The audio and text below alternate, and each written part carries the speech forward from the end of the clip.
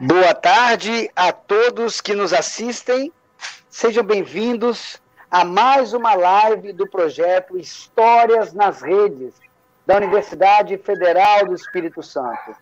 Esse projeto que já caiu nas graças de todos aqueles interessados em conhecimento no campo de história e nas áreas afins. Todas as terças-feiras, às 17 horas, nós estamos aqui na página do YouTube da ProEx para passar, discutir, refletir conhecimentos dos mais diversos assuntos dentro da área de história e de ciências humanas. Esse projeto História das Redes, toda semana tem sempre uma live reunindo alunos, ex-alunos e pesquisadores ligados ao programa de pós-graduação em História da UFES e convidados de outras instituições de pesquisa histórica do país.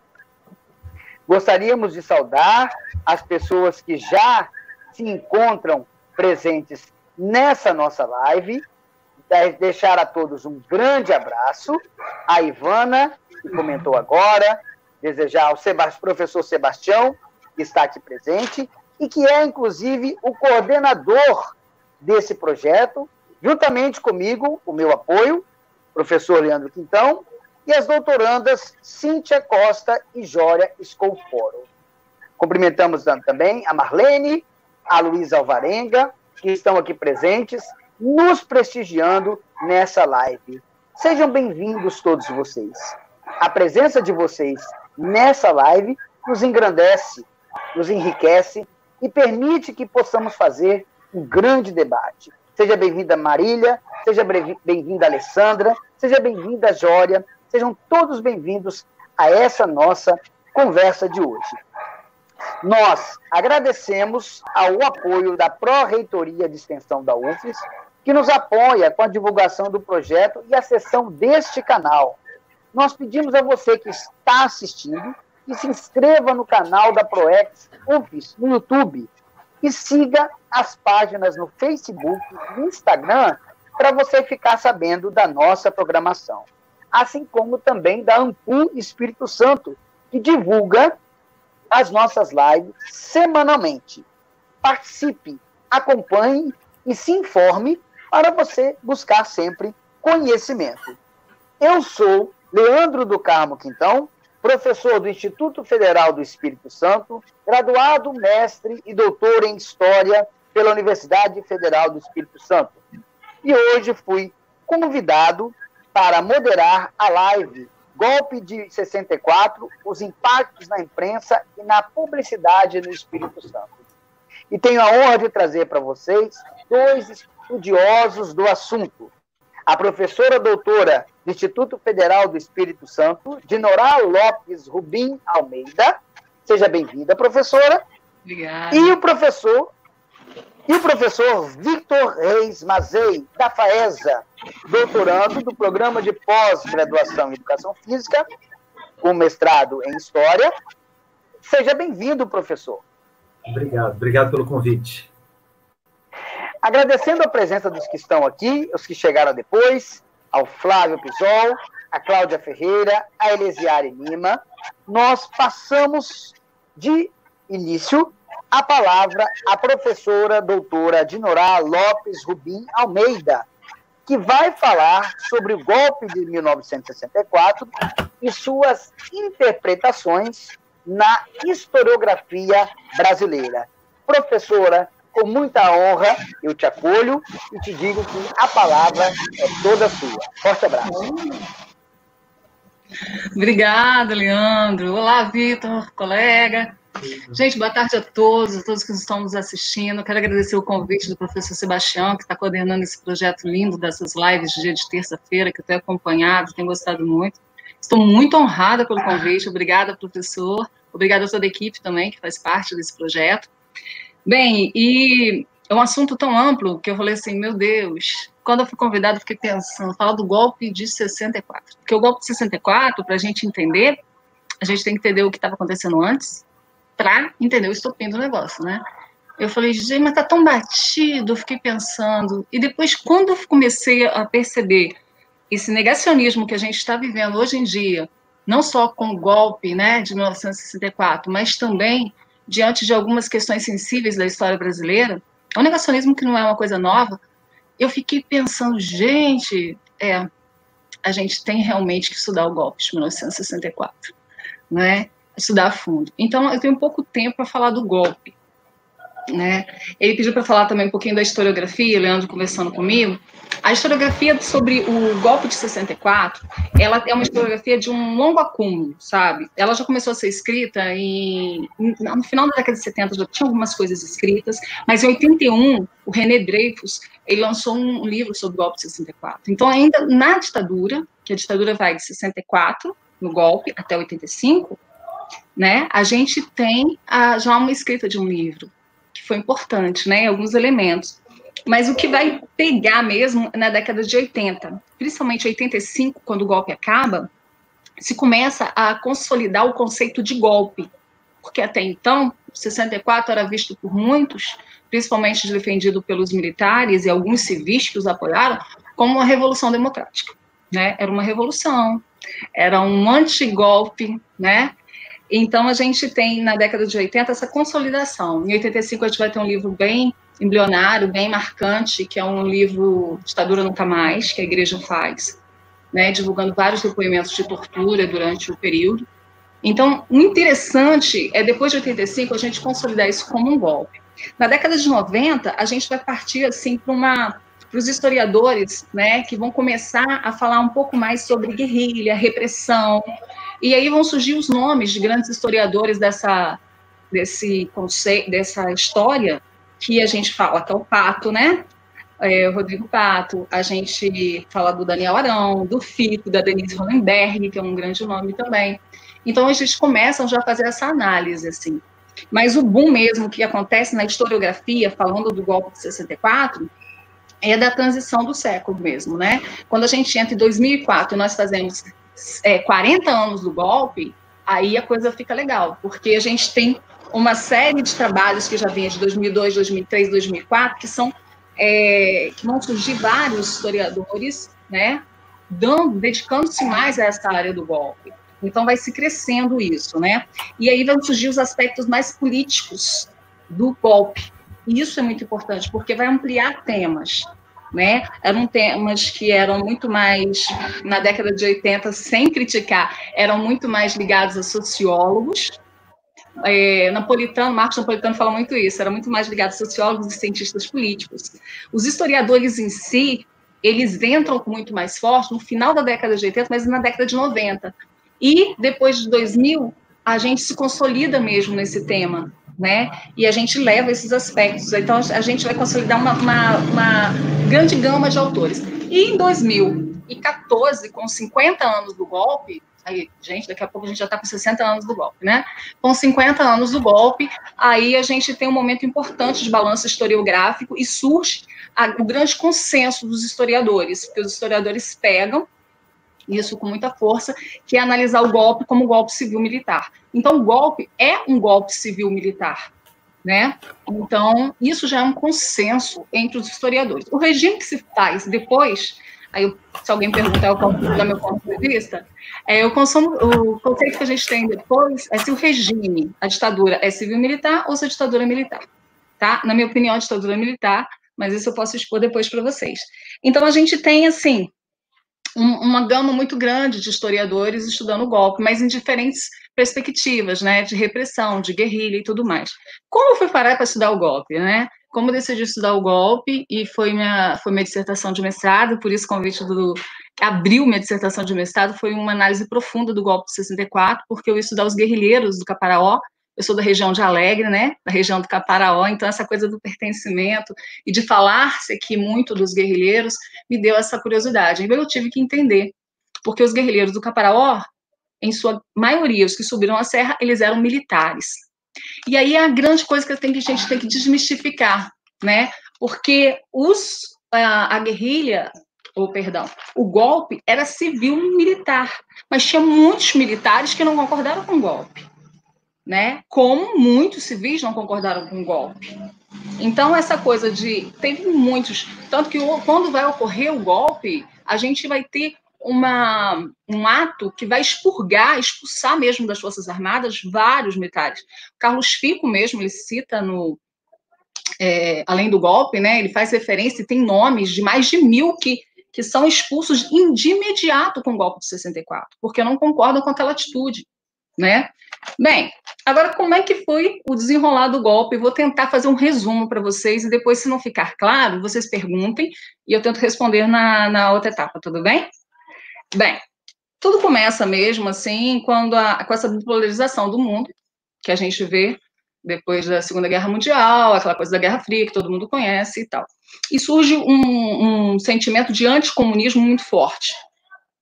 Então, eles começam a ver o perigo do comunismo, um perigo do comunismo que não tinha no nosso país, porque o PCB, que é o Partido Comunista Brasileiro, já estava na clandestinidade desde... Nossa! Vargas vai querer tirar o PCB da clandestinidade em 45, e aí eles acham ruim, tentam dar o golpe no Vargas, que já tinha sido dado o golpe antes, enfim. E aí ele entra na clandestinidade, continua na clandestinidade, somente depois, em 63, que João Goulart volta com esse papo de tirar o PCB da clandestinidade. Quer dizer, expressivamente, o Partido Comunista Brasileiro ele não tinha força política. A força política ela estava vinculada em 2 partidos, praticamente, assim, fortes, que era o PTB, Partido Trabalhista, e a UDN, né?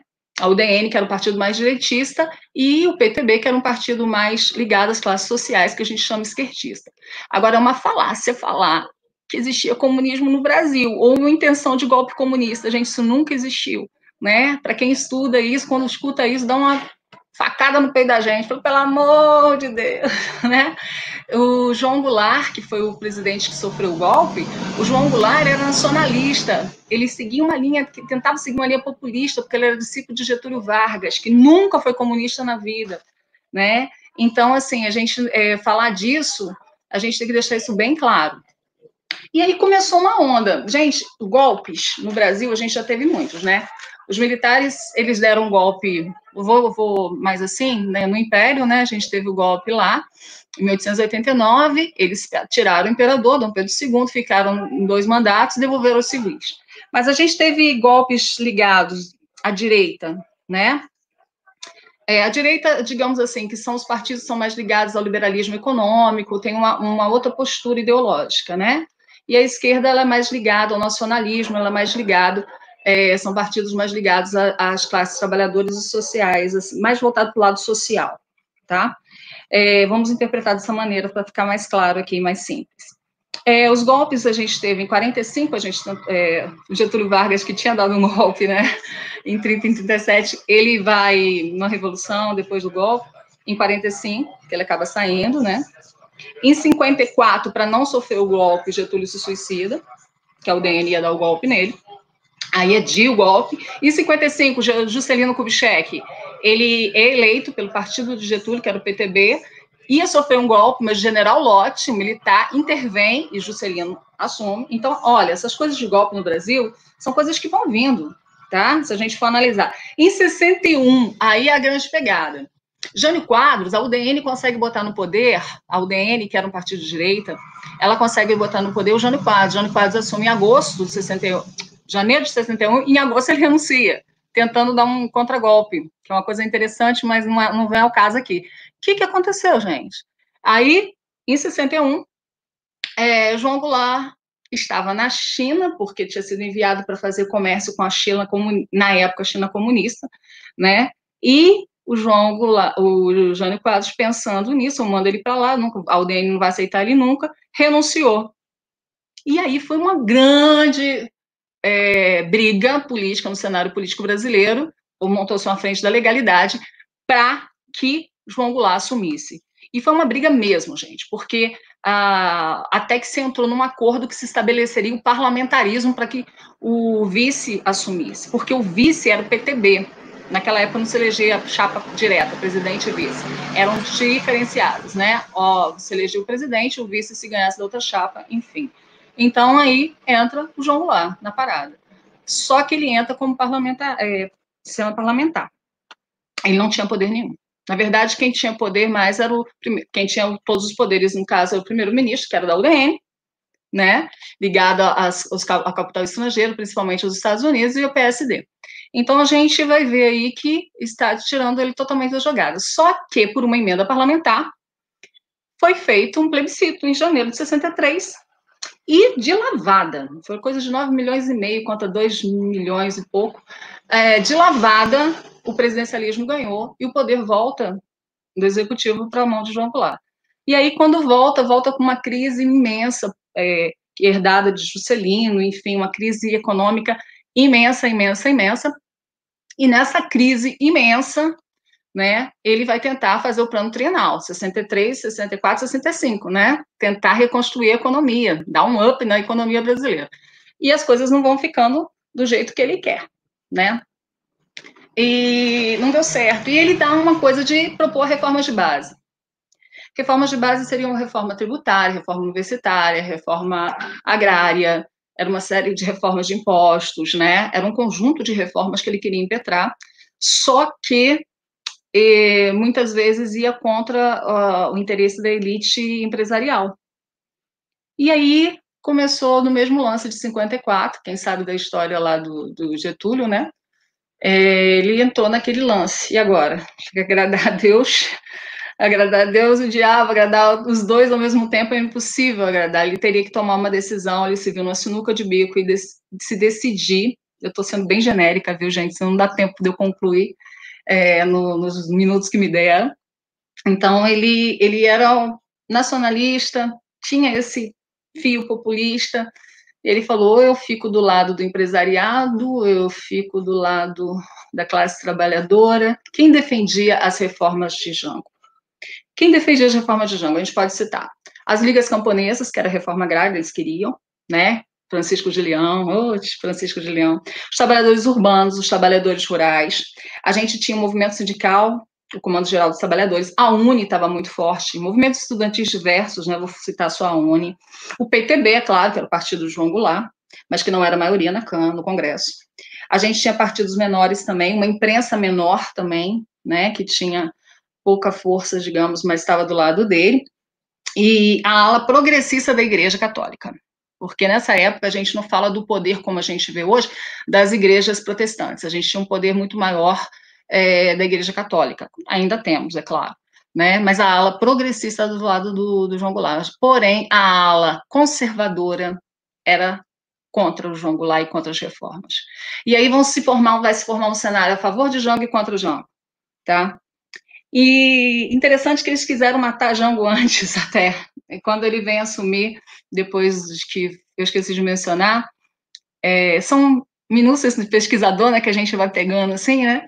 Quando ele quis assumir, quando ele veio para assumir depois do que foi decidido o parlamentarismo, antes, lá em 61, quando ele ia levantar voo lá de Porto Alegre, tinha caças da aeronáutica para derrubar o avião para não chegar em Brasília. Tiveram que intervir para que ele pudesse pousar em Brasília e tomar posse. Então, assim, todo o governo de João Goulart, desde quando ele assumiu de forma parlamentar, depois presidencialista, foi sobre uma nuvem de golpe, né? Foi tudo sobre esse contexto. Agora, quem era contra as reformas? Quem começou a se posicionar contra ele? Aí a gente entra nos capitais internacionais, e aí eu vou colocar os Estados Unidos como um grande fronte nesses capitais internacionais, porque eles queriam que um dos motivos, tá, gente? Tem IPES, IBAB, tem várias coisas, mas um dos motivos era a MORF, que era ele queria que o João Goulart assinasse uma compra de ações de uma empresa, um dos motivos, de ações de uma empresa, assim, de eletricidade, todas as coisas mais, e quando foi a Eletrobras, né, foram fazer o levantamento, o que eles estavam exigindo era mais do que o dobro, e o João Goulart não quis assinar esse contrato. Então, e o João Goulart começa a defender, dentro das reformas de base, ele começa a defender a remessa de lucro para o exterior. Ele quer reduzir e controlar a remessa de lucro de multinacionais e de empresas para o exterior, o país de origem. E aí ele compra briga com esse pessoal, né? Os Estados Unidos ficam enfurecidos com ele não consegue entrar estou falando em termos econômicos, né? Ele não consegue entrar em consenso. A imprensa conservadora toda contra ele, o PSD, a ala conservadora contra ele, a UDN contra, os latifundiários contra, a igreja contra, tirando Jacques Juque, que era a juventude, né, católica, o resto estava contra, porque aí entra uma coisa que está muito em voga agora, né? Porque eles pregavam moralidade. O comunismo é ateu. Eles se embasaram no golpe totalmente numa visão de que eles tinham que defender a pátria contra o comunismo. E muita gente da classe média aderiu isso. Eu estou com medo do meu tempo, mas vamos lá. Muita gente da classe média sugou isso. Né? Eles tinham que arrumar um inimigo comum. E aí o Márcio Ridente tem um livro muito interessante que fala como vai sendo introduzido essa mentalidade de que o comunismo era uma coisa ruim, que o Brasil, aquela coisa do anticomunismo no Brasil, como isso vem sendo introduzido na história. E isso eles jogam aí, tá? É uma falácia, mas eles jogam isso daí. E aí começa a jogar isso e a classe média se envolve, a ala conservadora da igreja se envolve, porque o comunismo é ateu, o comunismo é do diabo, nesses termos, né? A gente tem até caricaturas e charges que falam dessas coisas. As reformas de base e essa coisa da remessa de lucro para o exterior controlada foi o estopim. Eu posso dizer para vocês, assim, que tínhamos governadores super importantes que estavam contra ele, a gente não pode deixar de falar de Carlos Lacerda, do Rio de Janeiro, a gente tinha o Magalhães Pinto, de Minas Gerais, nós tínhamos o Adhemar de Barros, de São Paulo, nós temos o Hildo Menguete, do Rio Grande do Sul, mas nós tínhamos o Miguel Arraes, que era de Pernambuco, fantástico, que foi depois, né, caçado, que era a favor dele, que era a favor do Jango. Enfim, o medo do comunismo foi a grande base. O Espírito Santo, nós tínhamos o Chiquinho, que era o Francisco Lacerda de Aguiar, que era muito dúbio. Ele era simpatizante de João Goulart, mas também ele era meio agrário, né? E a ditadura vem com essa coisa da reforma e tal, e ele era do outro lado, mas vou ficar aqui no meu canto porque eu não quero ser deposto, né? Então, o Espírito Santo, que não tinha tanta influência no cenário nacional assim, ele ficou naquela coisa dúbia, o nosso governador. Bem, o Jango toma um posicionamento decisivo, incisivo, né? E aí vem o tal do comício de 13 de março de 64, foi um comício que ele tentou anunciar as reformas, começou no Rio de Janeiro, na Central do Rio de Janeiro, 13 de março, meu aniversário, não me esqueço, não nasci em 64, bem depois, viu, gente? Comício da Central do Brasil, tinha mais ou menos 200 mil pessoas, segundo os historiadores, o Fico fala sobre isso, vários outros falam, né? Então, é uma estatística que a gente não tem certeza, falando das reformas. Brizola se falou, na época até o Serra falou que ele era o presidente da UNE, todo mundo falando de reforma, de reforma, de reforma. Enfim, a gente teve, então, uma omissão muito grande, né, do judiciário que não se manifestava em todas as coisas que estavam acontecendo. A gente tem, em resposta, a intenção dele era fazer no Rio de Janeiro, Salvador, Porto Alegre, né, Recife. A intenção era fazer essas divulgações da reforma nas principais capitais brasileiras, né? Só que ficou só no Rio de Janeiro, porque não passou. E março é o mês do início do golpe. O golpe ele começa dia 31 de março e ele se concretiza 2 de abril. Então, foi um processo, né? Eles preferem botar, então, a data do início, o golpe de 64, 31 de março. Mas foi um processo, que eu vou falar para vocês. A gente tem uma missão muito grande, dia 19 de março, gente, dia 13, né? Uma semana depois, 19 de março, em São Paulo, vários segmentos da sociedade, inclusive a Igreja Católica estava no meio, foi uma das que grande puxou, né? Mulheres também, com panelas e tudo mais, fazem a grande marcha da Família com Deus pela Liberdade, que juntou mais ou menos 500 mil pessoas por aí. A omissão do judiciário foi muito forte, não se manifestava nisso. Ativa liderança legislativa contra o Jango no Congresso também. E aí as coisas começam a se complicar. Os Estados Unidos, o Fico fala muito, Carlos Fico, historiador, fala muito da situação dos Estados Unidos. Os Estados Unidos, ele queria financiar uma campanha contra o Jango, porque não gostava da política do Jango, essa política independente do Jango, né? Ele não gostava dessa história. Então, a gente tem a operação Big Brother Sun, e daria até uma força naval mesmo, assim. Segundo o Fico, foi liberado 5 milhões de dólares para eles fazerem uma força contra o João Goulart. E também eles liberaram uma força-tarefa naval para precisar, se houvesse alguma guerra civil, ajudar a derrubar o João Goulart. Então, tinha esse projeto dos Estados Unidos também, que a gente não pode falar. Isso, a gente tem que lembrar que os Estados Unidos, ele apontou, gente, ele apontou não só para o Brasil, esse apoio, assim, a ditaduras. Isso aconteceu em vários países da América Latina, que se eu falar não vai dar tempo. Bem, a deflagração do golpe, eu posso falar que o estopim para a deflagração em agosto foi esse comício no Central do Brasil, né? Eu posso falar da Revolta dos Marinheiros, que foi uma revolta que aconteceu num clube lá do Rio de Janeiro. Os marinheiros da baixa oficialidade estavam lá, convidaram, enfim. O almirante Silvio Mota, ele se demite depois, porque ele manda fazer várias prisões. A gente tinha mais ou menos 2.000 marinheiros lá, que pediam, eram a favor da reforma de base, pediam que deveria ter melhores condições de trabalho, eram sargentos e suboficiais, né? Então, a gente tinha essa manifestação. Eles mandaram prender os líderes, aí tem o caso do Cabo Anselmo, que é uma coisa discutível, depois posso contar para vocês, e também um dos líderes, o Avelino, já tinha sido preso anteriormente. Eu tive o privilégio de entrevistar o Avelino, grande figura do Rio Grande do Sul, fui lá em Porto Alegre conversar com ele, e que não gosta do Cabo Anselmo. O Cabo Anselmo depois é uma outra história, mas depois ele abriu o bico, entregou muita gente, inclusive a sua esposa, que estava grávida. Mas, enfim, sua companheira, no caso. Mas, o que aconteceu nesse episódio? Esse episódio, a gente vai ter o almirante Silvio Almeida, ele vai se demitir. O João Goulart manda soltar todos que ele prendeu, por isso que ele se demite. E aí, ele nomeia o Paulo Márcio Cunha, isso. Ele nomeia um outro almirante que era a favor das reformas no lugar. Problema. O último problema foi um almoço que aconteceu no clube lá, que era o presidente Jango foi convidado, né, para almoçar no Automóvel Clube do Rio de Janeiro, almoçar com também pessoas, sargentos e suboficiais, né, e lá ele faz um discurso calorado e tal. Para os militares foi, esse cara é louco, esse cara está quebrando a hierarquia militar, esse cara está querendo dar um golpe comunista, né, isso foi no dia 30 de março. Dia 31 de março começou a doideira. Por quê? Eu falo que o almoço do presidente do Jango, né, porque a Revolta dos Marinheiros foi dia 25 de março, o dia 30 foi esse almoço em que eles colocam do lado dessa suboficialidade, foi o final, gente, assim, a gente estava no final da situação mesmo, assim, e aí eu fiquei assim, gente, foi o suicídio político de Jango. Dia 31 começou o movimento para derrubar o João Goulart. Gente, um movimento que nada foi articulado. Não havia articulação militar para isso. Começou em Minas Gerais com o general Olímpio Mourão Filho, tá? Ele era o chefe da 4ª Divisão de Infantaria de Juiz de Fora, enfim. O Magalhães Pinto, que era o governador, apoiou. E ele também tinha o apoio do Carlos Guedes, também, que também fazia parte da divisão lá, era um chefe. E começou uma tal de Coluna Tiradentes. Olha o nome da operação, Operação Popeye. Operação Popeye, que era para derrubar o João Goulart.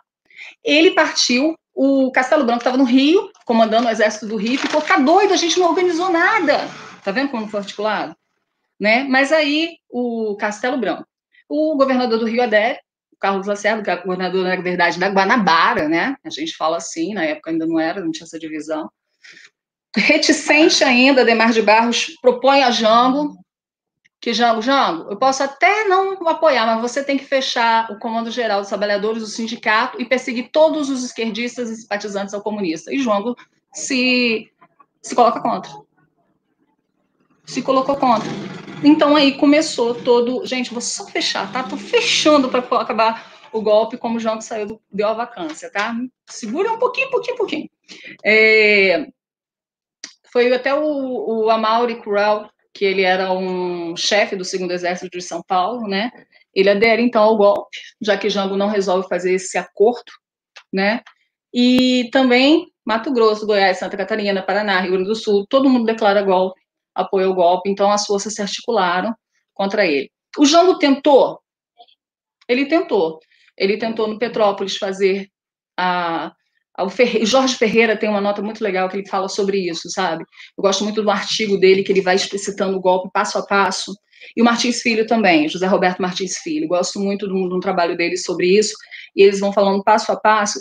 E Jango decidiu recuar ao golpe, gente. Ele não é que ele tenta se articular, né? Porque a Marinha do Rio de Janeiro, os subalternos, estavam com ele, tenta tomar o clube lá, que eles vão conseguir até tomar o clube, vai ter embate no Rio de Janeiro. 4 estudantes morreram, muitos saíram feridos, tá? Mas o João Goulart foi comunicado por Santiago, se eu não me engano, um amigo dele, que os Estados Unidos já estavam mandando para o Brasil uma tarefa naval. Se houvesse, ele falou assim, vai ter guerra civil. E aí Jango recua. Jango recua da decisão de tomada de resistência. Bem, o movimento golpista, então, o Miguel Arraes, que é lá de Pernambuco, o governador, ele é preso, né? Também o governador de Sergipe, que se tinha declarado contra o golpe, é preso. Vários líderes partidários que eram a favor de Jango são presos pelo Brasil. A UNE é queimada no Rio de Janeiro. Então, assim, o Aragão, no Rio de Janeiro, ele faz ações isoladas de fuzileiros, né, que eles conseguem a favor do regime constitucional, a favor da legalidade, mas o Aragão também, esse almirante, foi preso. Quer dizer, tivemos um pouco de resistência, mas o Jango lá, eles ficavam esperando o Jango, o apelido do Jango lá, se manifestar. Mas quando ele soube do cenário, ele falou, vai ser uma guerra civil e eu vou recuar. E fica a grande pergunta, o Jango deveria ou não ter recuado? Isso daí tudo, gente, acontece no dia 31 de abril, dia 1º, 31 de março, dia 1º de abril, houve o registro de muitas mortes de violência. Às 13 horas, o Jango sai do Rio de Janeiro, onde ele estava, vai para Brasília, vê que a situação está impossível. Umas 10h30 da noite, ele vai para Porto Alegre, onde o Brizola todo eufórico, aquela característica de Brizola, o Brizola quer resistência. Tinha um comandante também que queria resistência, mas Jango lá fala, gente, não tem como resistir, não vai dar para resistir. O João Goulart, na madrugada do dia 2 de abril, isso é uma coisa muito interessante, o senador Auro de Moura Andrade, cercado de militares da vacância do 2 de abril, vacância da presidência da República, sendo que o nosso presidente estava em Porto Alegre, não tinha apresentado renúncia, então ele estava em solo brasileiro e ele declarado vago. E aí o Ranieri vai lá e assume. O Ranieri, que assume temporariamente como o presidente do Congresso dos Deputados, né, da Câmara dos Deputados. Ele assume provisoriamente, depois vem uma junta. O interessante é a gente ver que o Jango, no dia 2 de abril, ele viu que não dá, foi para Porto Alegre, ele fica vagando em Porto Alegre uns 2 dias, lá na fazenda dele, ele sai de Porto Alegre e vai para São Borja, fica vagando uns 2 dias, depois, no dia 4 de abril de 64, é que ele sai do Brasil. Quando ele saiu do Brasil, dia 2 já tinha se declarado o golpe, já tinha se efetivado oficialmente o golpe por civil, tá? E, dia 4 de abril, ele sai do Brasil, de 64, e em 77 ele morre na Argentina, ele vai para Montevidéu, na verdade, mas depois ele morre na Argentina. Mais tarde nós ficamos sabendo que a morte não foi um infarto, como se diz, mas aí nas averiguações ficou sabendo que ele foi assassinado por ordem de militares brasileiros com medo de ele voltar ao Brasil. Então, é uma série de coisas que a gente tem que analisar, não vai dar para me falar, porque eu acho que meu tempo acabou, estou só concluindo. A gente tem, então, o presidente da Câmara dos Deputados que assume, que é o Ranieri, e depois a gente vai ter uma junta militar que vai assumir, né, que é o da Aeronáutica, da Marinha e do Exército, a Força das Armadas. Eles vão instituir o AI-1, entre outras coisas, eleição direta para presidente. Quem assume para presidente é Castelo Branco, dia 11 ele é eleito, né, pelo Colégio Eleitoral, dia 15 ele assume, e aí isso começa 21 anos de ditadura militar. E é uma coisa muito interessante a gente analisar como a nossa política é uma política conciliatória, porque foi sem traumas, a gente não teve uma coisa traumática, foi conciliatória, tá? Não foi só militar, foram civis que queriam, grandes empresários queriam, a igreja apoiou, a OAB apoiou, gente. A OAB apoiou o golpe. O Carlos Lacerda apoiou o golpe, Juscelino apoiou o golpe, muita gente apoiou o golpe. Só que esse povo depois se dá mal, porque eles acharam que os militares iam pegar o poder, acabar com a ameaça, porque a justificativa deles para o golpe foi essa. Nós vamos, a ligação deles, vamos proteger o Brasil da ameaça comunista e da quebra de hierarquia nas Forças Armadas que está se constituindo. Eles pensaram que fosse voltar para a mão dos civis, em 65 ter eleição presidencial, e não teve. Eles ficaram 21 anos no poder. E muitos civis se beneficiaram economicamente, de várias maneiras, desse período. Então, a gente não pode deixar, tá? Eu não posso me delongar mais porque o meu tempo acabou, mas tem muitas outras coisas que a gente pode analisar em cima disso, inclusive esse negacionismo atual também, várias coisas que a gente pode analisar mais tarde aí. Eu quero agradecer, né, o golpe ele se deu mais ou menos isso, o Gorender fala que o golpe não passou de um caráter preventivo, devido às reais ameaças de esquerda, que coloca em xeque a estabilidade da ordem burguesa. O golpe, portanto, segundo Gorender, não passaria de ajustes do capitalismo, e os militares são entendidos como agentes instrumentais da burguesia. Carlos Lacerda, que apoiou tanto o golpe, depois vai ser expulso do Brasil. Juscelino se arrepende amargamente por ter apoiado. A Igreja Católica pede perdão e vai se posicionar contra. Parte da imprensa, que era a imprensa que apoiou muito o Globo, Jornal do Brasil, Correio da Manhã, vários, né? Folha de São Paulo, eles fizeram um grande papel no golpe de 64. Gente, vou terminando por aqui porque encerrou meu tempo, tá bom? Um grande abraço, obrigada, e depois eu fico à disposição de vocês para as perguntas que vierem. Abraços.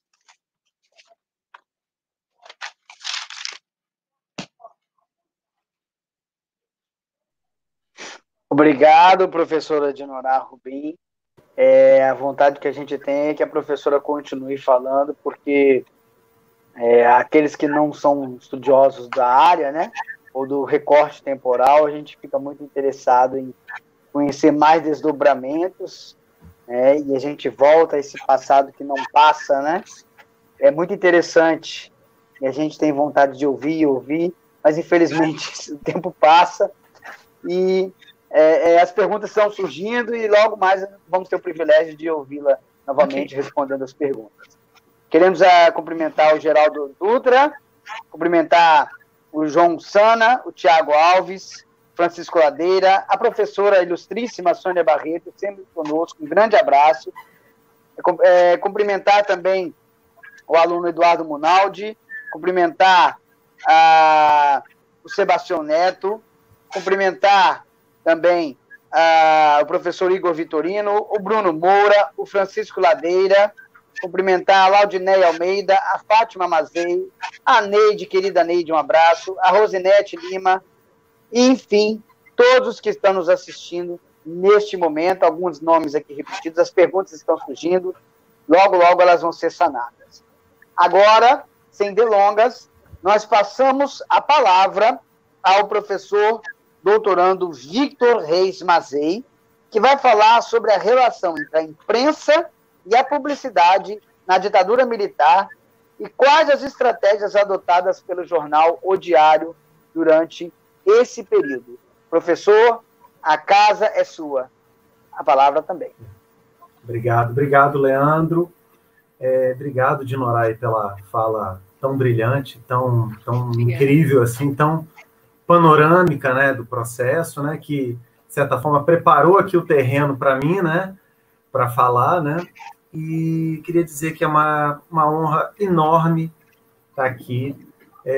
O convite do professor Sebastião é, para mim, uma honra gigante. Ele é uma das inspirações para mim. Eu sou muito grato por tudo que ele fez por minha vida acadêmica, né? Então, me sinto muito, muito honrado estar aqui dividindo um pouquinho dessa pesquisa que eu fiz com vocês. Fiquei muito feliz, Leandro, quando a gente teve nosso contato sábado, eu, você e Dinorá, que, de certa forma, me permitiu também me reaproximar dessa pesquisa, né? Hoje eu não faço, meu doutorado não é História, mas ela foi um momento muito marcante, muito importante, decisivo, inclusive, na minha inserção acadêmica. Então, fiquei muito feliz. Hoje em especial, pude revisitar muitos materiais que eu espero dividir aqui com a audiência, que possa ter algum tipo de relevância para quem está assistindo, né? Então, parabéns pela iniciativa. Muita gente querida acompanhando aqui. Minha mãe, em primeiro aqui, a Ivana, a Jória, o Flávio, que foi nosso aluno, tá, Leandro? Fiquei sabendo que foi nosso aluno. Então, é uma alegria muito grande poder dividir essa pesquisa. Então, pessoal, isso que eu vou falar aqui é um pouquinho dessa pesquisa que ela foi desenvolvida em 2009 a 2011, no meu mestrado, e que foi publicado em 2017 pela Praia Editora, via um edital, e é facilmente encontrada, é só ir digitar na internet, a relação entre a imprensa e a publicidade na ditadura brasileira, as estratégias de sobrevivência e autonomia do jornal diário, o meu nome lá, e é gratuito. Né? Foi feita uma ediçãozinha e esse material pode ser acessado. Ok? Então, pessoal, essa minha fala começa... Eu preparei e pensei o seguinte, eu preciso dar um panorama do que durante muito tempo da minha vida eu atuei como publicitário. Eu atuei mediando contas de empresas com os veículos de comunicação. E isso foi importante para dar o pontapé dessa pesquisa. Por quê? Como publicitário, com habilitação em publicidade, né, eu sou graduado em comunicação social, a gente começa a perceber que os veículos de comunicação, os veículos que produzem jornalismo, eles são, em sua maioria, ou pertencentes a grupos políticos ou a grupos empresariais. Isso é muito importante. O jornalismo, a imprensa tem um papel fundamental na sociedade, mas muitos deles são vinculados a grupos de poder. E aí, desse ponto de partida, veio a pesquisa que era investigar como se deu a censura ao jornalismo e também à publicidade no período da ditadura militar, em especial nos anos de chumbo, de 68 a 74, que foi o ano que o regime foi mais severo e, de certa forma, incomodou mais os veículos de comunicação, houve um número de prisão muito grande, jornalistas detidos, né? Então, eu vou dar um panorama aqui do que essa pesquisa apontou. No período ainda de pré-projeto, a gente percebeu que havia poucas, mas boas publicações sobre a censura em veículos de comunicação do eixo Rio-São Paulo. No entanto, sobre o Espírito Santo, eram raras as publicações e pouco sistematizadas, elas eram muito esparsas e a gente tinha uma dificuldade muito grande de encontrar.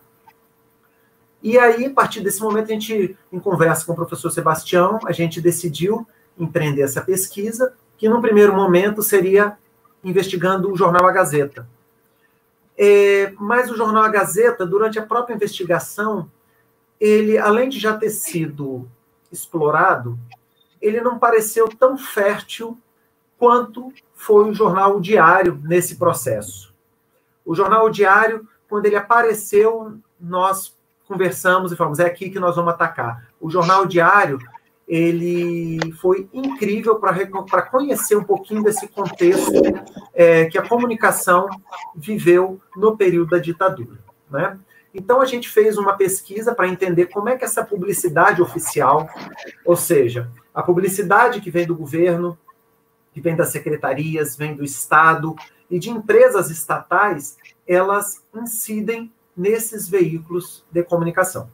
Tá? Para fazer esse trabalho, nós fizemos entrevista com 5 profissionais do jornal O Diário, que ainda estavam vivos, né? Porque é um jornal que ele tinha fechado suas operações em 81, então a gente tinha que ter muito cuidado de encontrar essas figuras ainda em condições de dar boas entrevistas, né?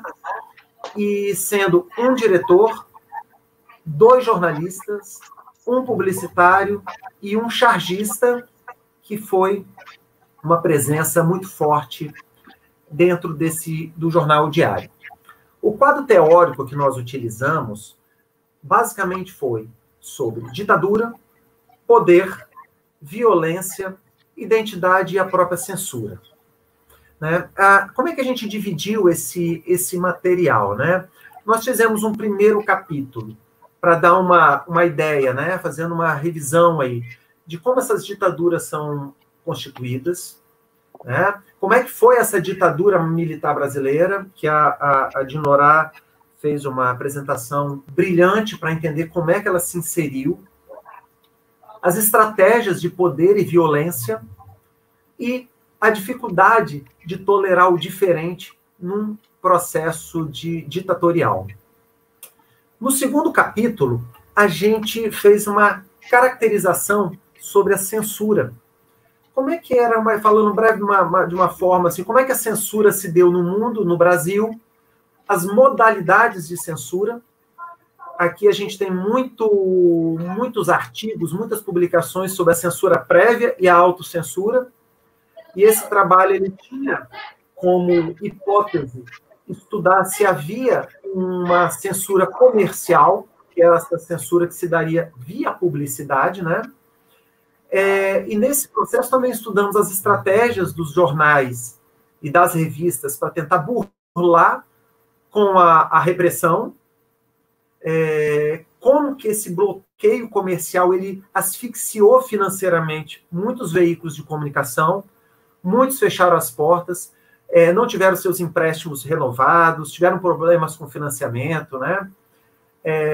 A presença de militares na redação, isso aconteceu não só Rio e São Paulo, mas aconteceu aqui também muito forte, né? Aqui no Espírito Santo. De uma forma geral, proporcionalmente aqui, a censura e a ação do regime foi muito dura, foi muito incisiva aqui no nosso estado. E nesse terceiro capítulo, a gente avança no Jornal O Diário, né? A gente fala um pouquinho desse Jornal O Diário, um jornal que foi fundado em 57, pelo Chiquinho Aguiar, que já foi governador do estado, como a Dinorá comentou, em tese alinhado a João Goulart, mas um político também muito habilidoso, né, populista, que também se alinhava ali às condições que eram dadas, né? Mas assim que veio o golpe de 64, ele ainda ficou 2 anos à frente do Jornal O Diário. No entanto, em 66, diante da pressão dos militares, ele abre espaço do jornal, ele renuncia o jornal, praticamente doa o jornal, ele nem vende o jornal, a 3 jovens empresários. E esses 3 empresários, eles vêm com uma política de gestão comercial muito, muito, muito forte. E isso que se torna, talvez, o tempero desse trabalho. A gente vê que o Jornal O Diário, que era conhecido como a escolinha do jornalismo, que era composto por jornalistas jovens, com ímpeto, com aquela vontade, com idealismo todo, mas que era comandado e liderado por empresários profissionais, que tinham no jornal, pensavam no jornal como uma empresa, como uma fonte de renda, pensando, de fato, na sua viabilidade comercial. E aí, logo que esses diretores eles assumem, o jornal passa a se declarar um porta-voz da revolução. O jornal passa a reproduzir em suas páginas matérias e anúncios elogiosos em relação ao regime. Vale um destaque aqui que, não obstante o jornal ter muito prestígio entre os jornalistas e entre boa parte dos leitores, o Jornal O Diário nunca foi líder de venda. Ele sempre ocupava a 3ª posição de vendas, atrás do Jornal A Gazeta e do Jornal A Tribuna.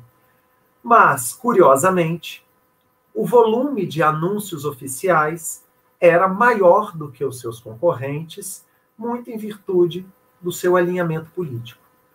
Um exemplo é uma parceria que estabelece com o Ministério dos Transportes, e que o Jornal O Diário divulgaria as realizações e, em troca, receberia muitos anúncios oficiais em virtude dessa troca, né?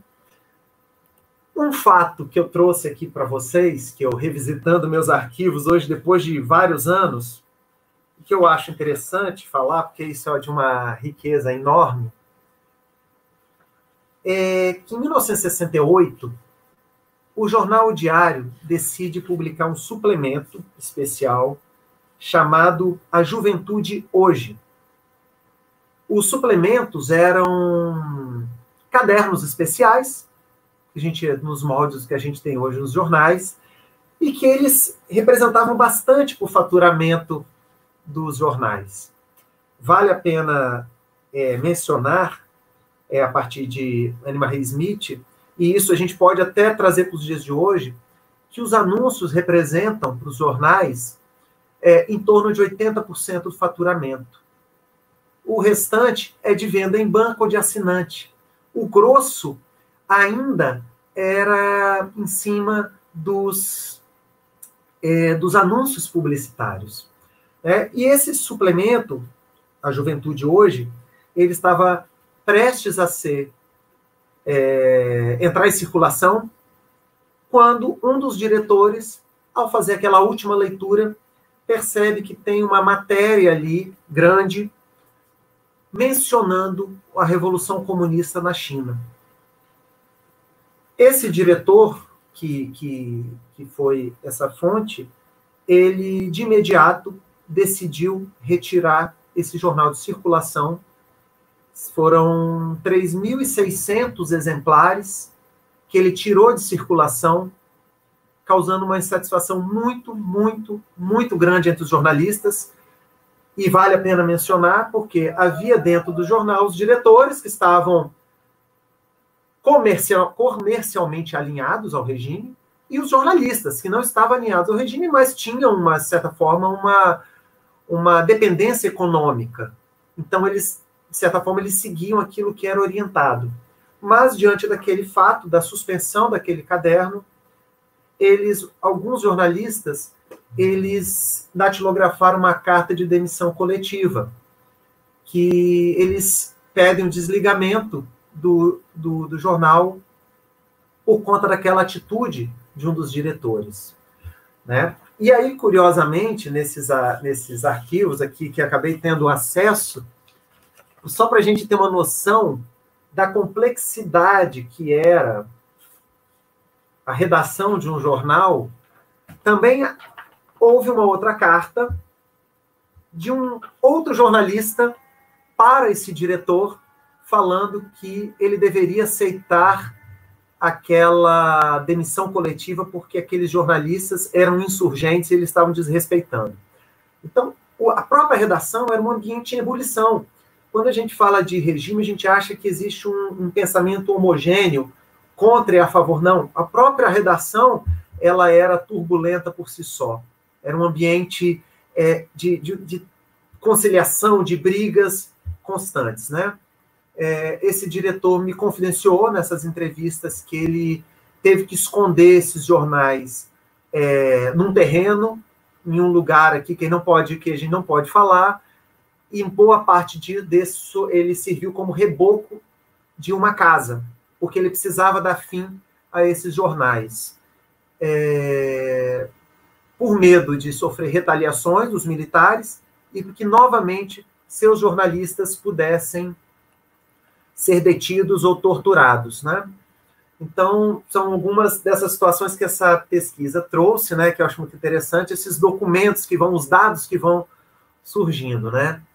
O outro que eu trago para vocês, eu não tenho mais essa impressão, tem nesse material que pode ser disponibilizado para download. É uma entrevista que eu fiz a um jornalista em 2010, que tinha passado pelo Jornal Diário. Eu fiz essa entrevista de 2010, 68, quase 40 anos depois, né? Isso é importante falar, por isso que eu estou fazendo para vocês entenderem a importância disso. E eu pedi para que esse jornalista reproduzisse como é que era a prática da censura na redação dos jornais, em especial do Diário. E ele pegou a minha agenda, que eu anotava, e escreveu à mão, falou assim, é proibido falar estou até com uma cópia aqui, da morte de Carlos Marighella, ocorrida em São Paulo. Era simples. E os bilhetinhos não tinham identificação. Então, ficava difícil, inclusive, você saber quem é o autor desses pedidos. porque eles chegavam na redação sem autorias. Mas quem tinha família, jornalista com família, ou que dependia daquilo, ele não se atrevia a divulgar. Então, esse jornalista, eu me lembro que na ocasião que ele pegou minha agenda e rabiscou a minha agenda de uma forma muito raivosa e nervosa, ele começou a gritar comigo. Eu demorei a entender aquilo, porque, de certa forma, aquilo estava reavivando memórias para ele que foram muito duras, de quem foi preso, de quem foi torturado. E, como disse a Dinorah, esse negacionismo é uma loucura, porque teve gente que realmente está aí, está viva, está trabalhando até hoje, que passou por isso. Né? E é muito duro você imaginar isso, isso acontecendo com uma pessoa próxima, né? E o caso que eu considero aqui, talvez o que foi talvez o mais marcante para mim, dentre as entrevistas, que foi, agora eu vou revelar quem é, né? Porque não tem como não revelar, que foi a com Milson Henriques. Milson Henriques, um grande chargista, um grande artista, baiano que teve sua carreira muito forte aqui no Espírito Santo. O Milson foi muito reticente às entrevistas. Foi muito difícil conseguir conversar com ele, provavelmente devido aos traumas de todo esse momento. O Milson me cedeu, a princípio, 20 minutos e condicionou que a entrevista deveria ser no Bob's para tomarmos milkshake de morango, e acabou, a entrevista durou 4 horas, né? E, felizmente, foi uma conversa muito bacana. O Milson, eu acho que a gente conseguiu ter algum tipo de relação afetiva, de confiança. Ele me entregou muitos materiais da época que ele atuava como chargista do Jornal Diário. Ele foi detido, preso 13 vezes. Então, ele comentou comigo que ele não sabia nem mais quando era preso, já era detido, e perguntavam por quê. O próprio delegado já não sabia explicar o porquê. Ele acabou se tornando uma figura recorrente ali nesse tipo de detenção. E ele me mostrou algumas tiras que foram censuradas nesse processo, né? Uma dessa aqui, eu vou ver se consigo mostrar aqui para vocês, mas mesmo pelo menos para que possam ter uma noção. Essa é de 77. Deixa eu ver aqui, eu separei aqui o material. Essa matéria, pessoal, curiosamente, ela foi feita para o Jornal Diário. Olha que ironia. Milson, o homem é mais bonito que a mulher. Essa aqui, o Milson trabalhava como chargista, e saiu uma matéria no Jornal Diário, como se ele falando que o homem é mais bonito que a mulher. E existe uma questão sobre essa matéria que é curiosa, para não usar um termo pior. Ele foi detido por fazer algum tipo de menção ou apologia à homossexualidade. Só que o Milson, na nossa conversa, ele me disse que os jornalistas do Jornal Diário utilizaram essa manchete como uma forma de vender mais jornais, mas que a conversa correta, completa, seria que o homem é mais bonito que a mulher para desenhar, que ele gostava de desenhar mais o homem do que a mulher. Mas como uma forma de colaborar nas vendas, era tirar esse complemento e deixar para que criasse uma polêmica, o que acabou gerando mais uma prisão para ele. Esse aqui é um outro exemplo de tiras, de charges que foram censuradas, né? Essa aqui são um pouco complicada da gente ver aqui nessa live. Mas, por outro lado, para a gente perceber como a censura também ela era pouco articulada e pouco, como é que eu posso falar, organizada, por vezes ela censurava aquilo que não era feito com intenção de provocar o regime. E, por vezes, deixava passar peças que eram altamente provocativas, como essa aqui, que é o torturador, mas eu nunca violei os direitos humanos, só os esquerdos. E essa outra aqui, numa visita do presidente Geisel, em que o governador, à época, pediu para que se maquiasse a cidade para recebê-lo. E nessas duas, o Milson comentou que elas foram feitas para provocar o regime, mas passaram. O que mostrou que os sensores também tinham brechas no seu processo ali de filtro, também passava. Então, esses jornalistas e os artistas também utilizavam essas brechas para mostrar sua insatisfação com o regime, né? Essa aqui é uma outra que foi... essa foi motivo de censura sobre liberdade de imprensa. E aí, em relação à publicidade oficial, nas visitas que foram feitas ao arquivo público, que à época, acho que em final de 2010, 2011, ainda havia muitos exemplares do jornal diário. E foi muito interessante para poder mapear esse material.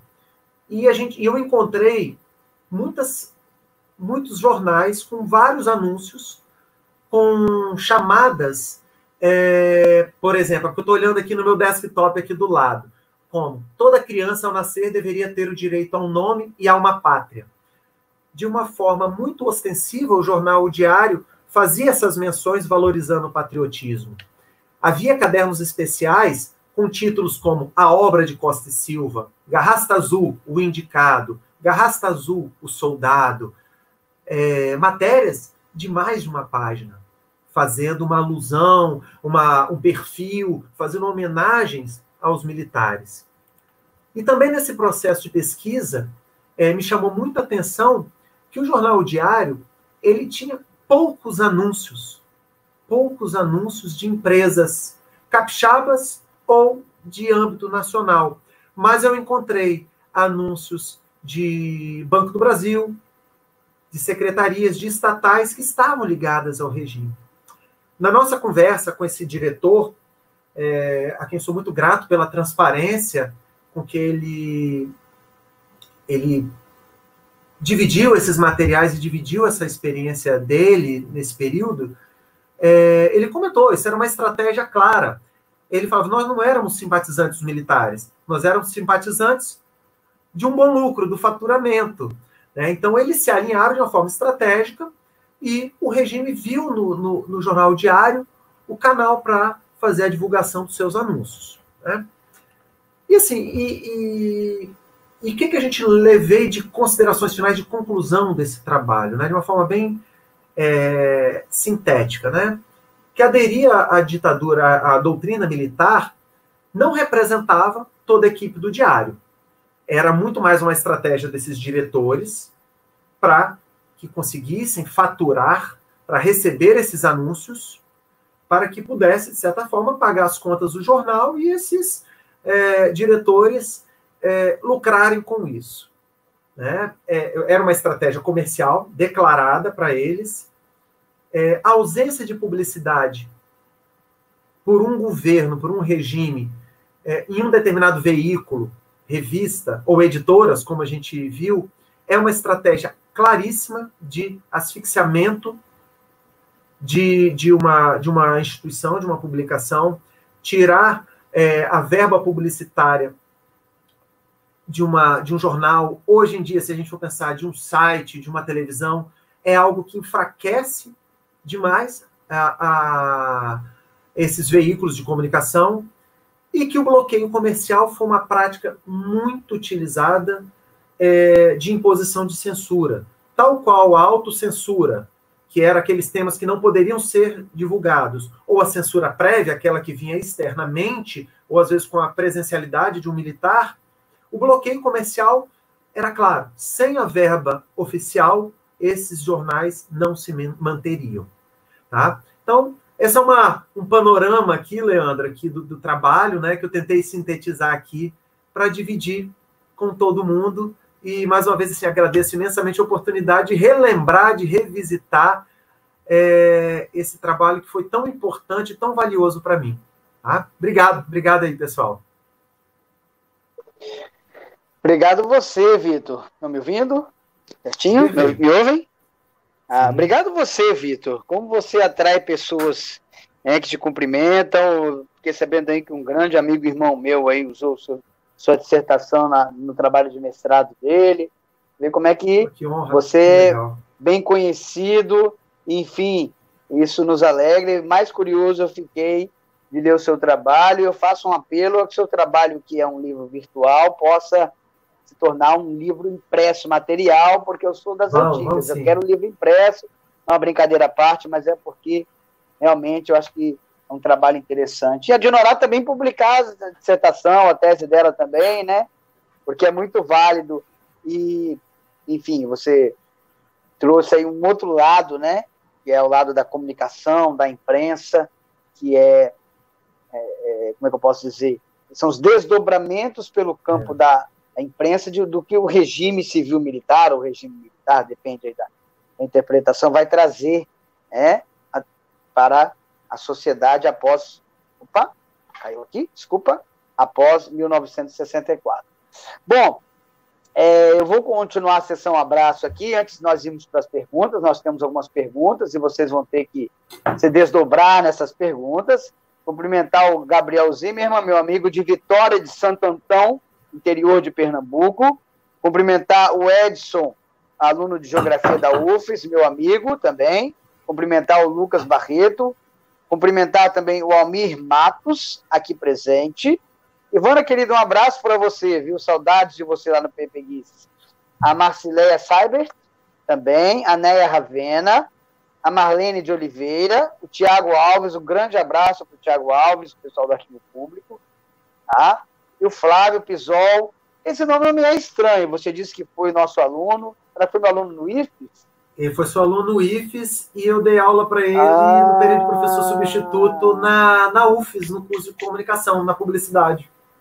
Olha, menino vascaíno, gente boa. Eu estou lembrando dele, gente finíssima. Que prazer, Flávio. Um grande abraço para você. Prazer imenso te encontrar. Vamos então, pessoal, às perguntas. Eu separei até um arquivo aqui, agradecendo aí o Vitor e a Dinorá. E agora eu vou às perguntas para vocês, tá? E aí tem algumas perguntas específicas e tem algumas perguntas que vocês podem partilhar, e as respostas vocês fiquem à vontade. Eu vou começar perguntando aos dois. Eu acho que essa pergunta é muito interessante aos dois. Eu não gostaria de ouvir só um, não, tá? E aí a gente, como são 6 perguntas, eu gostaria que vocês fossem, não muito, demorassem muito nas respostas, tá bom?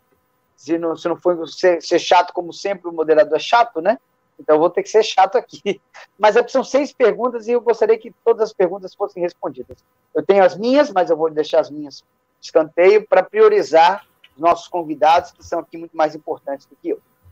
O Francisco Ladeira pergunta, ele pergunta a partir de uma afirmação, dizendo que ultimamente, principalmente na internet, há narrativas, os chamados politicamente incorretos. Tem livros, né? Um programa em canal fechado, inclusive, que dizem que houve uma revolução em 64 e não um golpe. E aí eu gostaria de saber, da Dinorá e do Vitor, qual a opinião de vocês sobre essas narrativas. Por favor.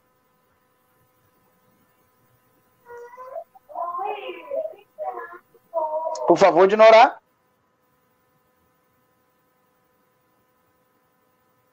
Professor, conheço. Amigo meu, tá dando para ouvir? Estão me ouvindo? Sim? Ótimo. Francisco, vou até aproveitar o gancho, que o Francisco até deu uma coisa ali, que eu falei muito rápido, porque era muita coisa, né? Falei, não deu para aprofundar. O Juscelino Kubitschek era do PSD, Partido Social Democrático. O vice dele, que era o João Goulart, que foi vice dele, do Jânio Quadros, que era do PTB, do Partido de Getúlio. Só essa correção, porque o Francisco falou de é PSD. Eu falei, não, é PSD. Talvez na correria eu falei errado, mas obrigada, Francisco. Francisco, esse negócio aí é muito importante, né? Essas narrativas, esse chamado... O Francisco, gente, além de geógrafo, ele é um crítico midiático, né? Ele fala muito sobre fake news também, essas coisas. Então, uma revolução em 64 não golpe. Com certeza. Isso daí é a fala dos militares. Né? Até pouco tempo ia se proibir essa comemoração de Revolução Democrática dentro dos quartéis, mas, pelo que eu saiba, até hoje não saiu essa proibição. Isso daí é um negacionismo que a gente tem, que vem das Forças Armadas, e, infelizmente, está se espalhando também para a sociedade. é esse negacionismo. Porque o que é? Eu queria usar uma frase de Napolitano, Marcos Napolitano, que é um historiador que eu gosto demais, e ele fala muito dessa coisa do negacionismo, gente. Ele fala assim, ó, negacionismo é um tipo de atitude extrema que nega um processo histórico verificado e verificável, chancelado pela comunidade historiadora. Né? Então, é algo que aconteceu, foi um golpe, já há um consenso, um golpe civil-militar, mas eles estão vivenciando, ressuscitando essa ideia de revolução democrática. É interessante, o Vitor, eu fiquei apaixonada nesse Milson, Vitor, depois tem que passar essas coisas do Milson, porque quando eu fiz pesquisa, fui no arquivo, né, a gente vai pesquisar, e eu pesquisei a Gazeta aqui do Espírito Santo, além de pesquisar outros jornais, né, do Brasil, sobre o golpe, a Gazeta em 66, 67, eles tinham uma parada comemorando a democracia, né, a Revolução Democrática, porque assim é chamado. E essa volta a esse negacionismo de golpe, chamar isso de revolução, é algo muito sério. Porque foi um golpe, sim, foi um golpe que, infelizmente, não é o tema da live, não dá para a gente falar dos desdobramentos que esse golpe trouxe para as questões democráticas, porque foram 21 anos, né, de afetando o Estado democrático de direito, e isso também é uma coisa que a gente tem que negar mesmo, esse processo de negacionismo, a gente tem que ir contra isso, e nós, professores, historiadores, nós temos que nos colocar contra. E eu quero ressaltar uma coisa, eu sou professora, eu gosto de dar aula para o ensino médio, dei aula também para o superior, mas adoro o ensino médio, e a gente tem um grande problema, não sei se os colegas que são aí também professores, eles concordam comigo, na hora de estudar história, a gente vem com aquela história cronológica, e a ditadura militar, que é uma história do tempo presente ainda, né, ela fica por último, a gente corre, às vezes nem dá para dar o conteúdo, então muita gente não está nem sabendo o que é. Aí eu falei assim, poxa, todo mundo sabe o que é ditadura, a gente tem essa visão, né, todo mundo sabe. Aí eu fui conversar com pessoas que tinham, digamos assim, elas tinham um certo estudentistas, advogados, e tem pessoas que não tinham muito estudo. O advogado falou, foi uma época que teve militar, né, mas eu não sei quantos eram, como é que foi mesmo, não sei direito, não sabia nem o nome de um. Então, quer dizer, é uma coisa que depois a pessoa vai para uma especialidade e não pegou aquilo ali. Então, é uma coisa que a gente tem que revisar também lá atrás, para que esse negacionismo não possa se entranhar nas nossas, digamos assim, na nossa sociedade, porque já está comprovado, né? A gente já tem uma comprovação de fontes. A gente tem fontes, gente, teve abertura, né? A gente teve uma abertura de fontes, acesso à informação, não vou poder me deslongar mais, mas teve uma abertura de fontes, a Comissão da Verdade, infelizmente, não conseguiu atingir a sociedade do jeito que queria, mas foi comprovado isso já em fontes do golpe, de todas as atrocidades contra a democracia que se seguiu pós-golpe. Então, isso é uma coisa muito séria, sim, Francisco. Muito obrigada por ter levantado esse assunto também, que a gente pode falar um pouquinho. Por gentileza, Vitor. Gostaria de falar, complementando a fala da senhora? Serei bem breve aqui. Quando eu comecei essa pesquisa, eu confesso para você, eu tive uma carreira de publicitário com mercado, né? Então eu fiz um trabalho sem... Vou usar esse termo que eu sinto que... Eu não sei se tem a ver com Harari, com esses livros do Homo sapiens, Homo Deus, que o termo narrativa ele parece que ganhou uma visibilidade enorme de uns 3 anos para cá, né? Agora, eu acho engraçado esse narrativa quando ele vem com uma ideia de eufemismo daquilo que, de fato, você, como disse de Norá, é verificado e verificável. Então, você me falar que é uma narrativa como numa ideia meio fabulesca, quando você entrevista pessoas que foram presas, que foram torturadas, que sumiram, em um desses relatos, um dos jornalistas comentou que um fotógrafo, por ter feito uma foto que desagradou o regime, teve sua mão deformada, coronhada, para nunca mais trabalhasse, falar que isso é uma narrativa, que é algo ligado a, digamos, a elucubração, isso me parece querer forçar uma barra de que não houve, de fato, houve sim muita violência, houve censura, houve famílias que foram ceifadas mesmo, tem gente que até hoje você não tem relatos. Então, é complicado esse tipo de fala, às vezes você tem que... e eu me sinto muito confortável de falar, porque eu entrei nessa aventura dessa pesquisa com um olhar comercial. De repente, a pesquisa me levou para falar de famílias que foram ceifadas, de pessoas que foram mutiladas. Que é isso? Que narrativa é essa? Parece que estamos querendo levar isso para ficção. Isso não é ficção, isso é muito sério, sabe? Então, quando as pessoas defendem isso, é complicado. Conversa com alguém que passou para ver se isso realmente é invenção.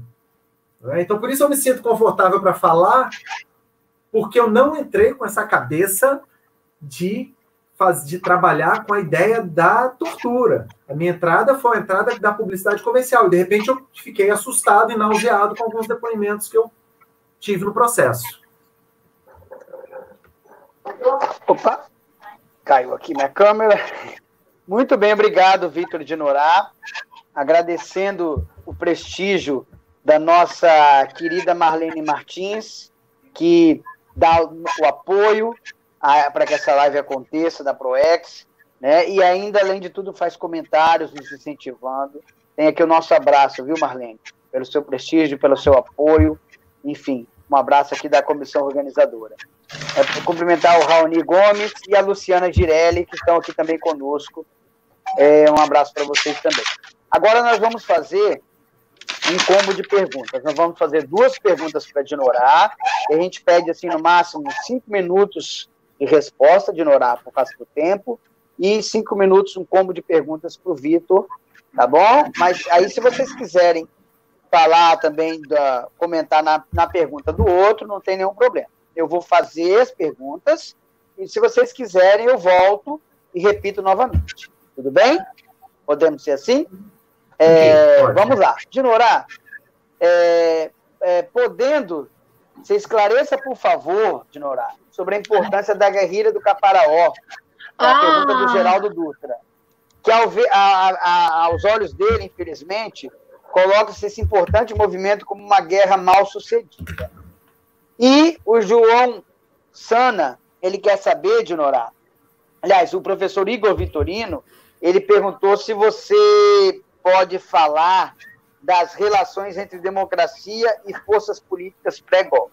Então, nós temos uma pergunta de Geraldo Dutra sobre a guerrilha do Caparaó e uma pergunta do professor Igor Vitorino sobre as relações entre democracia e forças políticas no pré-golpe.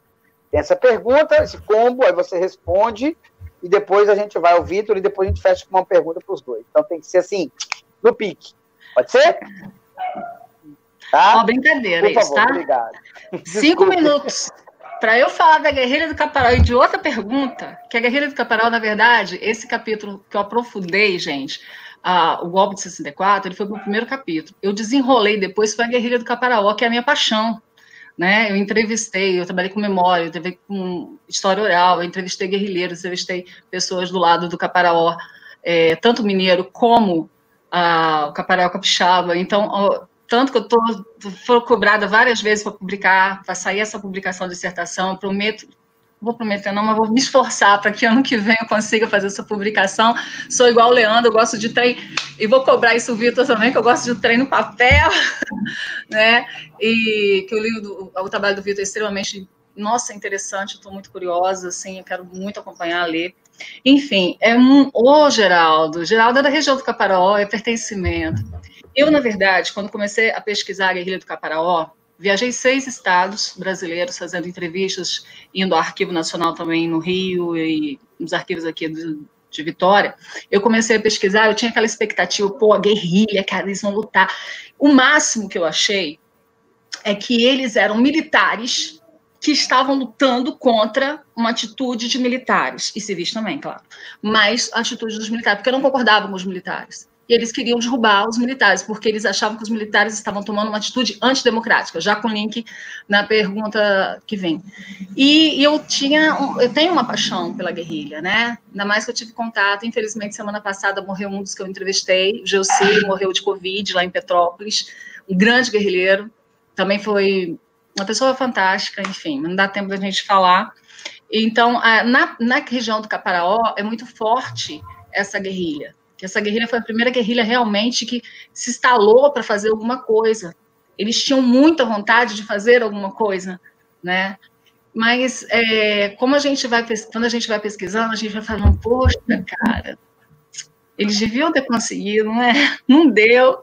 E realmente a guerrilha, ela, no final das contas, na conclusão que eu cheguei, não era a conclusão que eu esperava chegar, tá, Geraldo? Não era a conclusão mesmo que eu esperava chegar, mas a guerrilha, ela não conseguiu o intuito dela, que era balançar a estrutura da ditadura militar. Na verdade, ela serviu foi como uma arma para fortalecer a ditadura, porque eles começaram, depois que eles tiraram os guerrilheiros lá de cima, gente, eles começaram a bombardear a Serra do Caparaó e não tinha nada. Fizeram, assim, uma coisa pirotécnica, sabe? Passou no jornal, aquela coisa toda, né?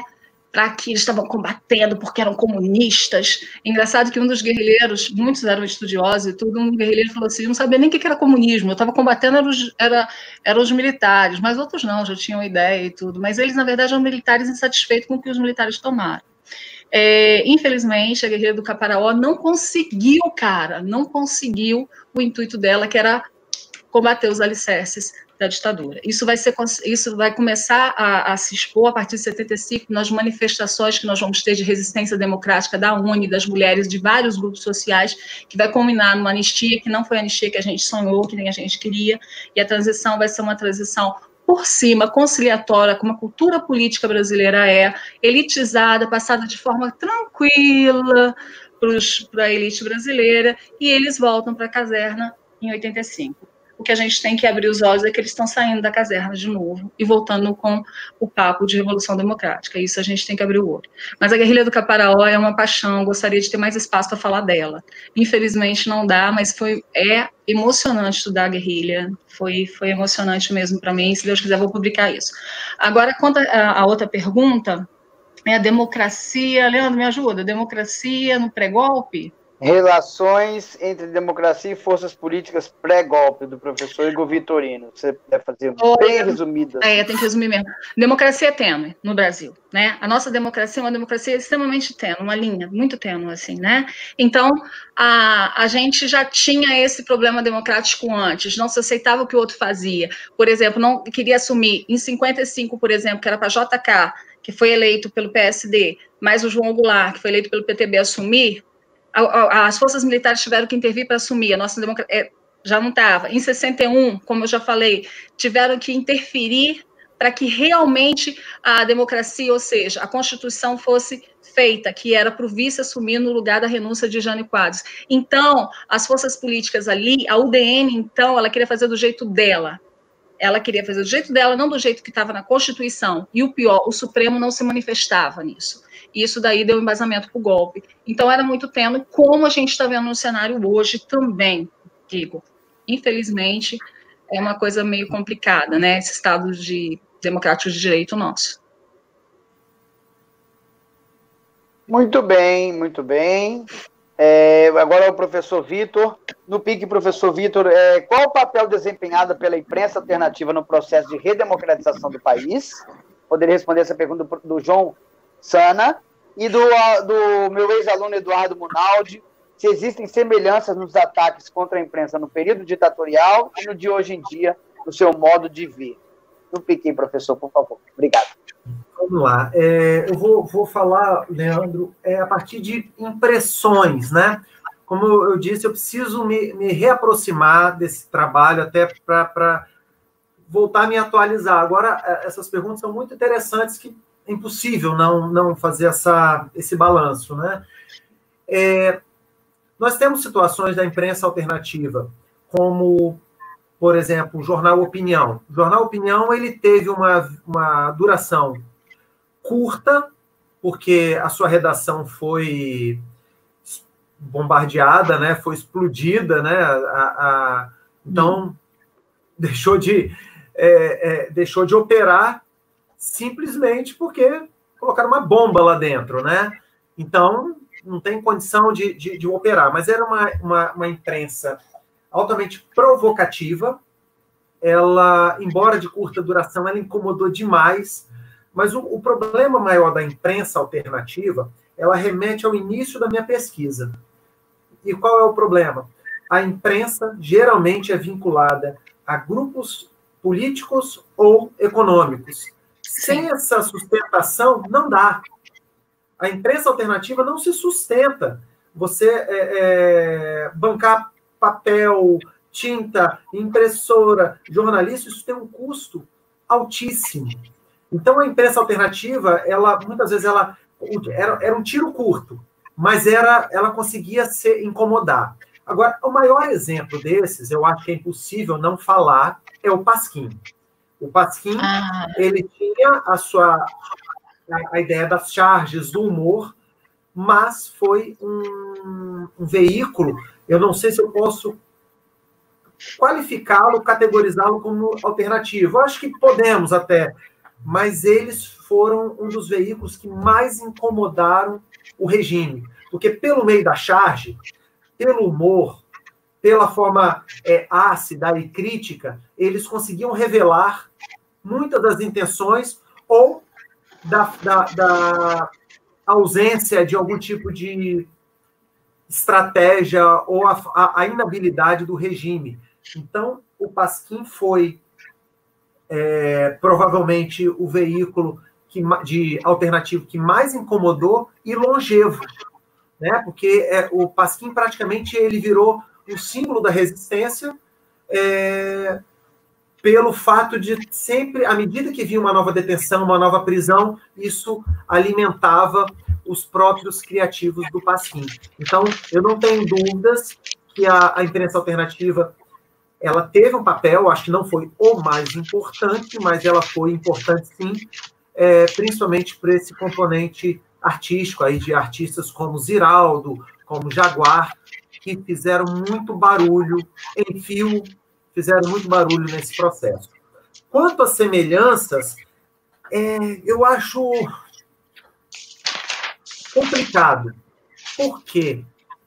Ao mesmo tempo que a gente tem vivemos um momento de visibilidade extrema,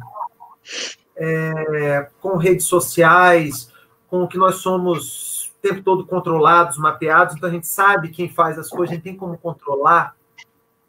A gente também tem os robôs.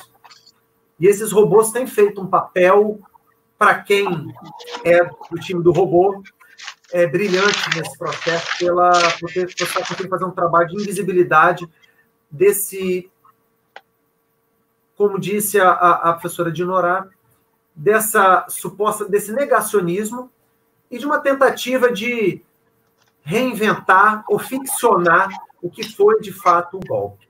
Então, a gente tem uma situação que, ao mesmo tempo, nós estamos vigiados, mas também tem mecanismos e algoritmos que estão dando uma espécie de invisibilidade, né, nesse processo. Então, ao mesmo tempo que a gente vê alguns momentos de semelhança, principalmente na ideia da intolerância com o diferente, isso é um fato que a minha pesquisa, que foi em outro governo, foi em outro momento, nem cabe aqui, mas naquele momento se apontava uma dificuldade com o diferente, uma intolerância extrema, e isso a gente está vendo atualmente. Então, eu acho que a gente tem visto esse embate dos veículos de comunicação e, eu relendo minhas considerações finais, eu me lembro que, na época, eu achei muito esquisito, porque havia uma situação na época do regime que a pessoa tinha que se posicionar contra ou a favor. E isso, na época da redação, da confecção, da pesquisa, eu estranhava e achava aquilo até... Como assim a gente tem que ficar numa estrutura binária, né? E olha o que a gente está vivendo hoje. Então, nós temos semelhança, sim. Temos um contexto, o contexto digital, que ele, ao mesmo tempo que ele potencializa, ele também expõe. E que eu não saberia, de fato... eu não vou conseguir precisar isso para você, mas que em relação à situação dos veículos de comunicação, a do cidadão ter que se posicionar, nós temos muitos pontos de semelhança, sim. Obrigado, Vitor. Agora uma última pergunta do Edson. para os dois, assim, bem rápido, porque o nosso tempo já estourou. Eu gostaria de saber se o governo federal atual, se o governo atual pode ter indícios de retomar a ditadura, sim ou não, e se vocês acham quais seriam esses indícios. É uma opinião muito pessoal, né? Se vocês se sentirem à vontade para responder, enfim, se vocês acham que há indício, há estudiosos que dizem que sim, outros que dizem que não, independente do espectro de serem de direita ou de esquerda. E aí, vocês, sim ou não, e por quê? Rapidamente, por favor, obrigado. Tá dando para me ouvir? Ligaram aí? Ok. É uma pergunta muito complexa para responder. Eu tenho feito essa pergunta para mim. Inclusive, eu virei e estou falando perdão para os meus alunos, que eu falei que nunca mais esse cenário dos militares na política voltaria. E olha que eu estou pagando minha língua, né? Então, assim, eu não acredito, analisando friamente, mas aí eu teria que fazer uma análise muito profunda para passar para vocês, então vou dar uma opinião muito rápida, que essa ditadura militar, né, isso voltaria. Isso que perguntou, né, Leandro? Que ela voltaria, essa ditadura militar. Eu não acredito nisso. Os militares, eles estão muito com o pé atrás nesse governo. Esse governo é um governo muito autoritário, a gente sabe disso, né? E ele tem tomado medidas negacionistas, então isso daí é fato, a gente não é fake, a gente está vendo, né? E um governo que fala que o Brasil, porque na nossa Comissão da Verdade, 434 mortes e desaparecidos, a Comissão Nacional da Verdade conseguiu, né, na verdade, de fatos, em documentos, comprovar, porque tem que ter comprovação. Então, deveria ter tido 30 mil, fazer uma alusão à ditadura de 76 a 83 na Argentina. Então, assim, eu não acho que ele tenha, sinceramente, hoje, os militares vão chancelar esse golpe na estrutura do governo do bolsonarismo. Eu não acredito que vai se chancelar, não. Aí eu teria que falar muito para poder explicar por quê, mas eu, na minha opinião, não. Não teria esse chancelamento hoje, não, dos militares. Bom, comigo agora? Eu espero que não também, né? Espero que não. Quem pesquisou sabe que isso aí seria um cenário terrível aí para quem lida com a área de ciências humanas. Isso é um retrocesso. Eu espero que não. Me assusta, assim como o Dinorano falou, me assusta a capacidade atual, ou a incapacidade atual desse governo atual. Também sinto que eles estão muito com o pé atrás, porque é uma figura muito confusa, uma figura muito, muito dúbia, que não sabe saber. Então, acho que os militares de hoje são mais inteligentes que o de antigamente, eles sabem que é uma fria. Será que é uma boa entrar nessa aí? Então, eu acho que eles reconquistaram uma visibilidade, mas eu acho que ali tá bom ali. Tá bom, acho que mais do que isso, eles não vão querer pegar esse rojão, não. Bolsonaro, não. Espero. Não é uma figura confiável para eles, não. Espero muito. Tá certo. Eu tenho a mesma visão que o Vitor nesse ponto. Compartilho de vocês também uma visão bem parecida. Infelizmente, o nosso tempo acabou. Nós agradecemos os nossos convidados, a quem eu tive o prazer de conhecer nesse final de semana, a professora Dinora Rubim, professor Victor Mazei, a quem, com alegria, tivemos aqui a oportunidade de ouvir falar. Espero que seja oportunidade de muitas. Muito obrigado aos professores que estiveram aqui. Desejo que os professores possam continuar contribuindo aí para novas reflexões, sobre a história, sobre a imprensa, enfim, sobre a sociedade brasileira, né? Porque é isso que leva, a formação de pensadores leva o país à frente, entre outros fatores, né?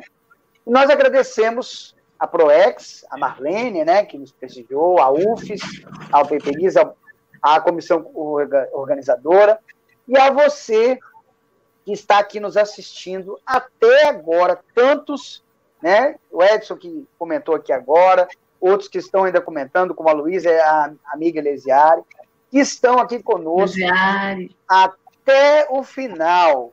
Sem vocês, essas lives, que já são tantas, não seriam o sucesso que são hoje. E elas estão arquivadas na página da ProEx no YouTube. Vai lá e assiste novamente, para você ouvir o Victor novamente, a Dinorá novamente, entre outras tantas lives que existem lá no YouTube. E eu convido vocês, na semana que vem, nesse mesmo horário, nesse mesmo canal, a assistir, na terça-feira, a live, opa, caiu de novo, intitulada Violência contra a Mulher no Tempo Presente, com a professora Catarina Gazelli, a advogada e assistente social Fernanda Brauman e a moderação do professor Sebastião Pimentel Franco, o Tião. Um grande abraço a todos vocês, em especial Victor, Dinorá, e a vocês que nos assistiram. Obrigado, abraço a todo mundo aí, obrigado. Abraço a todos, muito obrigada. Obrigado, Cíntia, aí atrás, obrigado a todos. Obrigado, Jória. Obrigado, Tião. Tchau, gente.